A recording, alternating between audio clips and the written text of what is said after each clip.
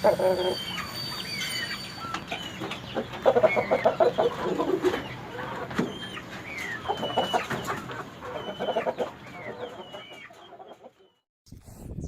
الله الرحمن الرحيم، والصلاة والسلام على مولانا رسول الله. السلام عليكم، مرحبا بكم في قناتي وقناتكم عالم طيور 24. شكرا لكل المتتبعين والمتتبعات، الناس الجداد اللي انضموا للقناة ديالنا، مرحبا وألف مرحبا. تحية خالصة لكل المواليع ديال المولوعات ديال الدجاج، مرحبا والف مرحبا، ونتمنى انكم تستافدوا معنا ان شاء الله الرحمن الرحيم. كما كتلاحظوا اليوم الوصفه ديال اليوم اللي هي دايره ترند ولا طوندونس في هاد الايام، خصوصا الوصفه اللي كتخلي الدجاج انه يبيض بكثره، خصوصا في هذا الموسم هذا. كما لاحظتوا ولاحظوا جميع المتتبعين المهتمين بقطاع الدجاج، هذه الوصفة راه تعرضت بزاف لا في مواقع التواصل الاجتماعي، وكل شيء كيتسائل عليها، ومعظم المربيين بادروا باش يجربوها. حتى انا من ضمن هاد الناس اللي بغاو يجربوا هاد الوصفة، وغادي نقول لكم النتائج ديالها، ونحاول نفكر الناس اللي منضمين للقناة ديالنا ما فيها باس يدعمونا بزر الاعجاب، وكذلك التعليقات ديالهم والتساؤلات ديالهم اللي نقدروا نجاوبوا عليها ان شاء الله الرحمن الرحيم. وما تنسوش تبارطاجيو الفيديو باش تعم الفائده وتوصل لاكبر عدد من الناس ان شاء الله الرحمن الرحيم.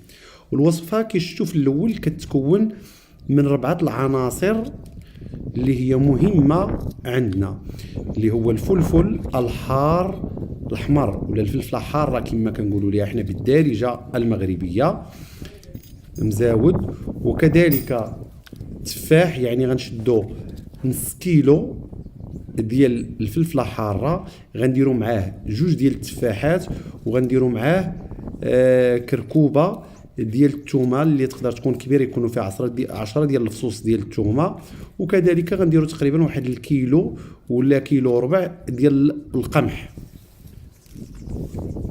يعني هادو من المكونات ديالنا اللي كاينين.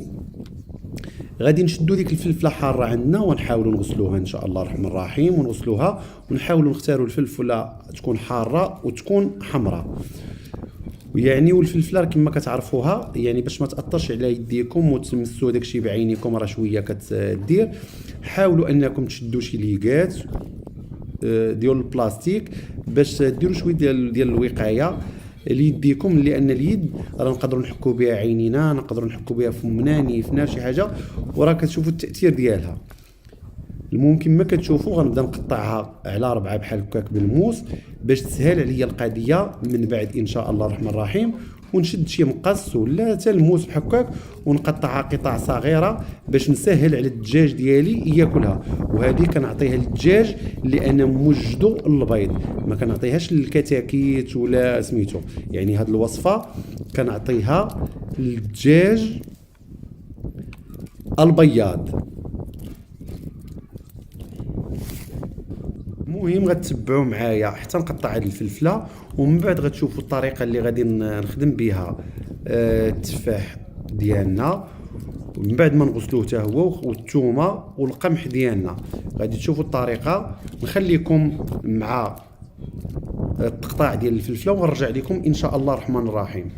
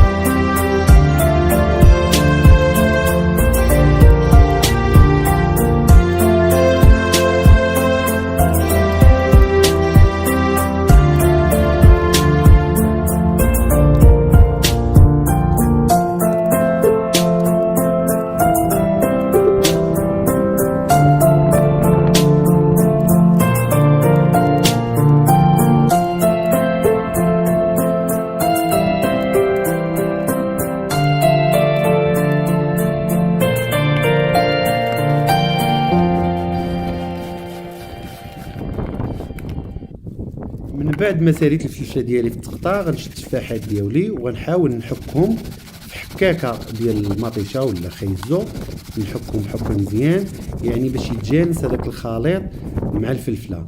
يعني غنشد قلت لك هذاك المقدار ديال نص كيلو ديال الفلفله حاره، غندير فيه جوج تفاحات تقريبا اللي غتكون فيهم 250 غرام، ويكونوا تفاحات مزيانين، ماشي الواحد يحاول يجيب لي تفاح خامج ولا شي حاجه وشيط عليه ويقول غنديرو.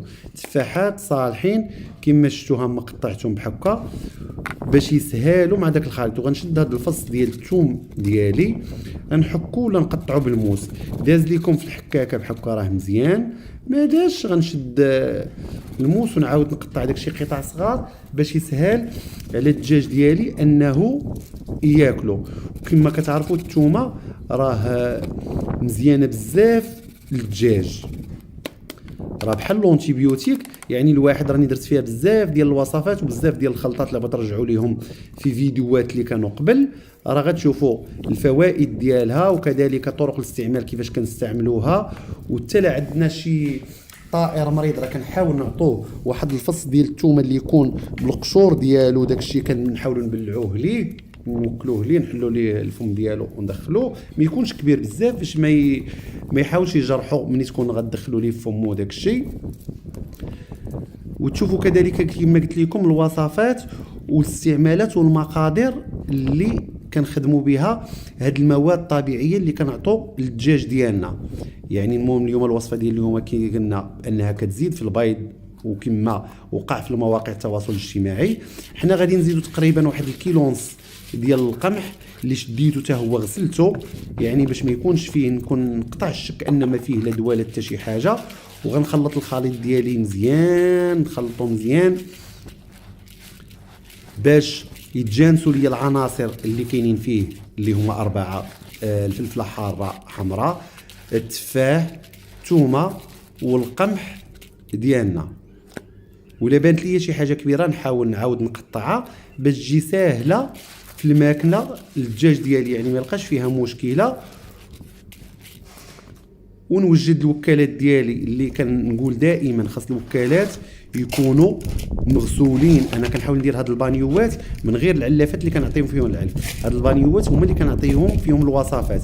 يعني مني كيسالي كنحاول نغسلهم ونرقدهم في الماء وجافيل باش يكونوا نقيين وموجودين الوقت اللي نبغي نعطي الدجاج ديالي ولا القطع ديالي مثل هاد الوصفات، باش نتفادى حتى لا كان شي حاجه فيها شي مرض ولا شي حاجه ما تنتقلش العدوى من طيور من دجاج لدجاج. وانا كتشوفوني كنحط الوكالات بزاف لان الدجاج ديالي اللي داير هو دجاج ديال الزينه والدجاج البياض، وعازل كل سلاله بوحدها. وانا كنحاول هاد الوصفات كنديرهم دائما في نهايه الاسبوع باش كنكون متفرغ، كنجي كنقي الدجاج ديالي مزيان، كنغسل الشرابات، نغسل الوكالات، نخرج الدجاج ديالي يدير الحمام الشمسي ديالو الحمام الترابي ديالو، يعني كنخرج سلاله بسلاله. ومن بعد كنكون مجوعهم ومعطشهم باش انهم يقبلوا على الوصفه اللي درت لهم ولا الخلطه اللي درت لهم ياكلوها. ودابا كما تشوفوا رانا حطيت القطيع ديالي، يعني كنحط لكل واحد. بديت بالامروك حطيت ليه هو الاول. انتم كما كتشوفوا الدجاجات الاخرين راه باقيين كياخذوا في الحمام الترابي ديالهم، راه كيجوا الوصفه كتجيهم بعض المرات كاين اللي كتجيه غريبه ولا سميتو، ولكن راه كلاوها بشاره ولا الكميه اللي حطيت لهم. وانا الكميات راه كنحطهم على حساب القطيع، كل قطيع وشحال كاين عنده. انا ان شاء الله الرحمن الرحيم غادي تشوفوا معايا النتيجه. انا راني درت هذا الشيء يوم الاحد وغنعطيكم اسبوع باش نشوفوا النتيجه مقارنه مع الاسبوع اللي قبل منه. جيت كذلك الدجاجات ديالي ولا القطيع ديالي ديال البادو عطيتوها انتم كما كتشوفوا راهم كياكلوا سميتو. ما جات العشيه يعني فين دير حتى كلاو هاد الخلطه اللي درت ليهم. والنتيجه ان شاء الله الرحمن الرحيم اللي بغى يشوفها راه غيشوفها في فيديو مقبل ان شاء الله.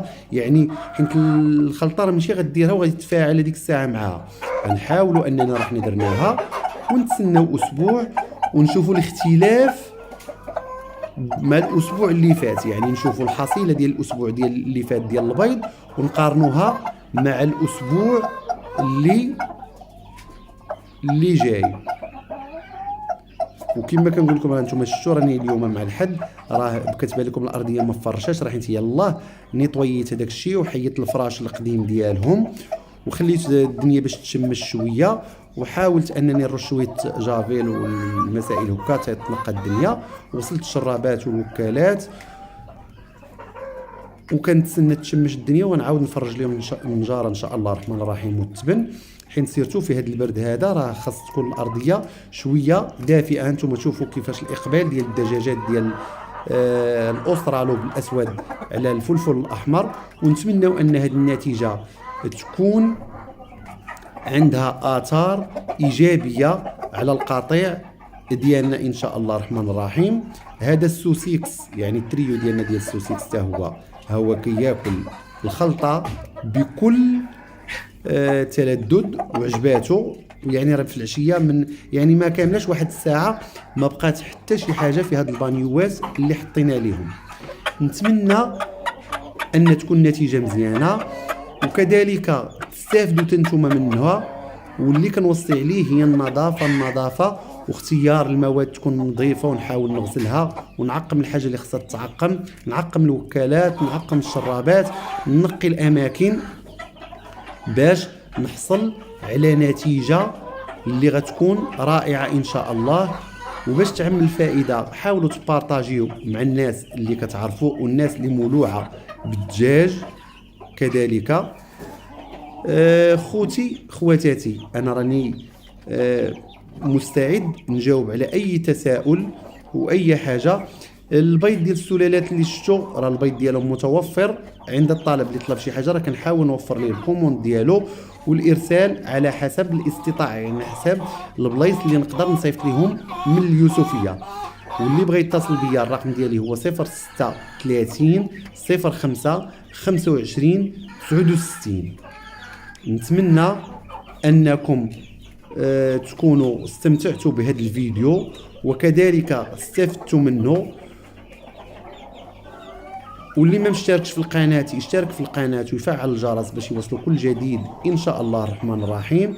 ما بقى ليا الا نودعكم خواتاتي في امل اللقاء بكم في فيديو مقبل ان شاء الله اللي يكون حتى هو مفيد ان شاء الله، وكنحاولوا حنا نبارطاجيو معكم الاشياء اللي كنجربوا، الاشياء المفيده اللي غتستافدوا منها. تبارك الله عليكم، الله لا يخطيكم. في الفيديو المقبل ان شاء الله غتشوفوا النتيجه ديال هذه الخلطه.